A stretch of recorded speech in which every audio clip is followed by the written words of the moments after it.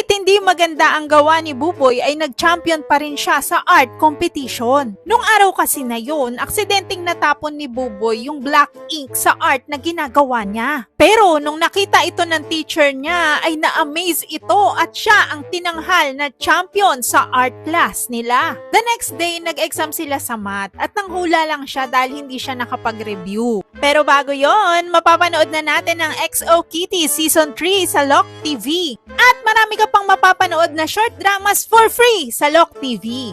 At pagkatapos nga niya ng math exam na yon, pinarangalan pa siya dahil naka-perfect siya. Naging binata na si Buboy at nag-try siyang tumaya sa lottery at laking gulat ng mga magulang niya nang manalo sila. Habang yung iba nahihirapan sumakay, sa kanya sunod-sunod yung taxi na nag-aalok ng sakay sa kanya. Nung kumain nga siya sa restaurant ay nanalo siya ng lifetime dine-in for free. At nung nagtrabaho siya, #1 agent siya dahil marami siyang nabibentang sasakyan. Gayunpaman, sawan-sawa na si Buboy sa pagiging maswerte niya. Pumunta siya sa gitna ng kalsada habang umuulan at nagsisisigaw. Akala niya matatamaan na siya ng kidlat. Pero nagulat siya nang pinarangalan siya dahil may nasave daw siyang tao.